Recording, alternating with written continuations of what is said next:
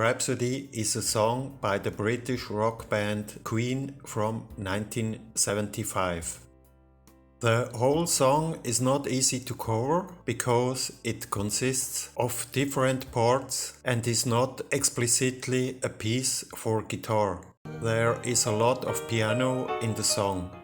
It consists of an intro, a ballad part, the guitar solo, an opera, a hard rock part and an outro. In this video, where we will look at the solo in the key of C major, we only use notes from the C major scale. There is no blue note, no harmonic minor scale. In the original guitar solo, as on the single, the guitar solo is in the key of E flat. E flat, C minor, F minor, B flat.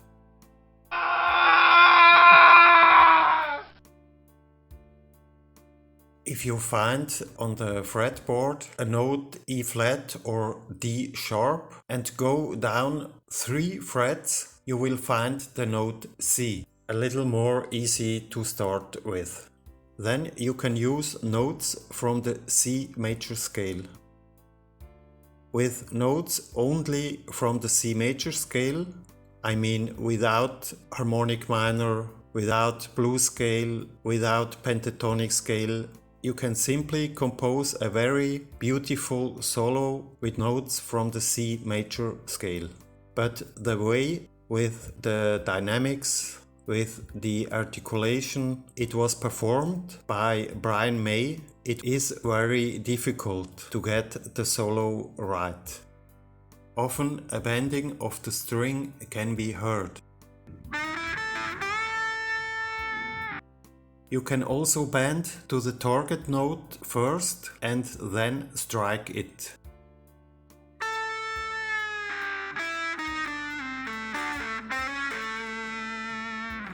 Brian May often uses 3 bendings. He bends the string up and then strikes the string.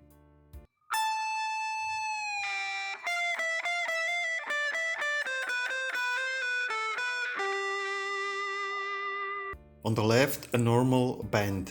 You strike the string in the 7th fret and bend the string more or less quickly to the note E in the 9th fret of the G string. On the right side you see a pre-bend. You fret the note in the 7th fret and bend it up without hitting the string. When you strike the string, the note sounds like the pressed note in the 9th fret.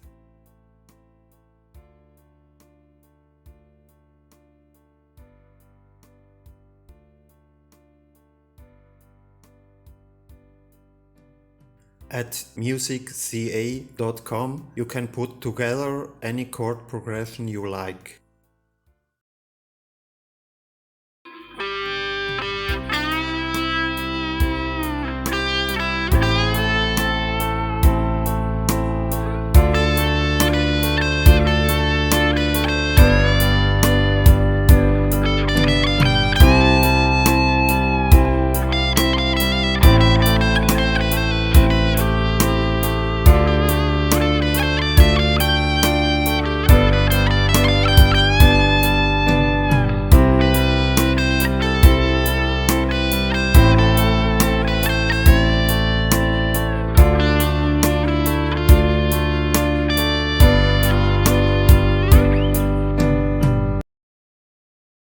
The tab for the solo in the key of C major. Play the note G, it's the root of the G major chord. The solo begins with the note G, the 5th of the C major chord. Then bend the string from the note D, which you strike, to the note E in the 9th fret. Then do a reverse bend and a pull-off to the 5th fret. You only strike the string once. Play the note G in the 8th fret of the B string. Then play the note E in the 5th fret and bend it up from the 10th to the 12th fret. From the note G to the note A, the root of the A minor chord.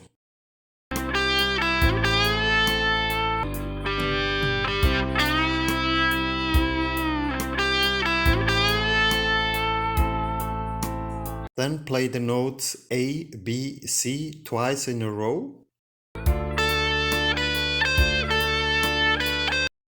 And pre-bend to the note D in the 15th fret of the B string.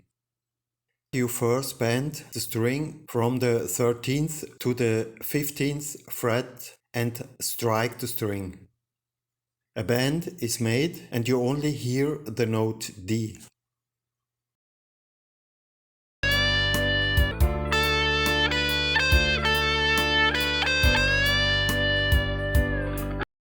Then play the note A, D, E, F, G, A. From the note G to the note A, the G is played and the next note is already the note A.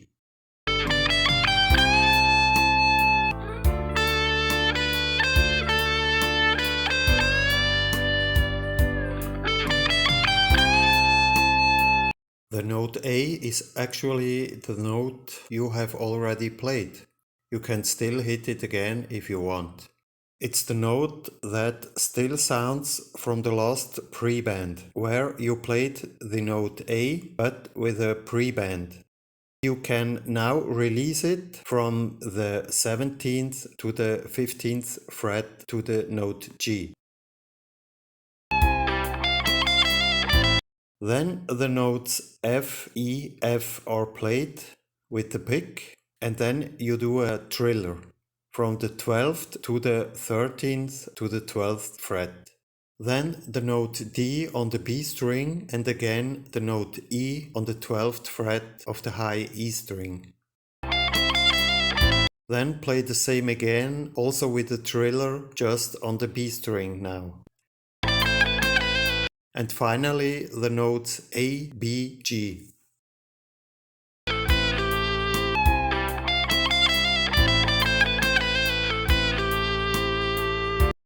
In C major, one would perhaps go from the note A across the note B to the note C. But here he plays the note A, then the note B, and then goes to the 5th of the C major chord, and not to the root note. The note G, the last note, also leads very well to the following A minor chord.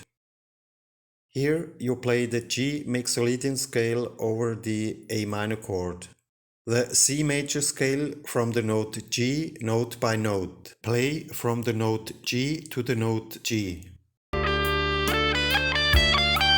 Then, because it was so beautiful, do exactly the same thing again. But if you have played the scale over an octave note by note, then you play the last G very short, staccato. You play the note G very short, then bend it slightly to the note A and strike it then, another pre-bend.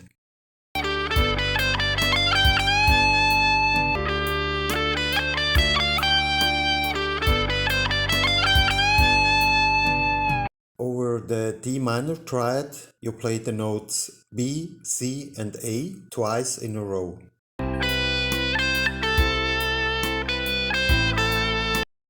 The first time you play these 3 notes. The second time you play these 3 notes, play the note B and the note C. Bend the note C to the note D without being heard and then strike the note D.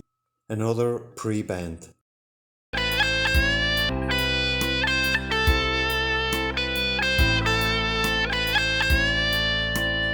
Finally, play the notes D, E, F, D and F.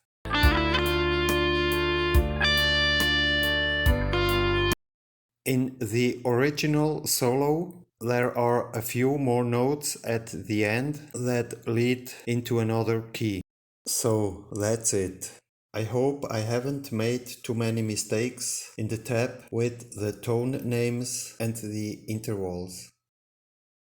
If you want to cover the solo or the whole song, there are very good tutorials on YouTube. In this video she shows the guitar solo quite authentic in the original key. In this video you can learn the whole song with tab.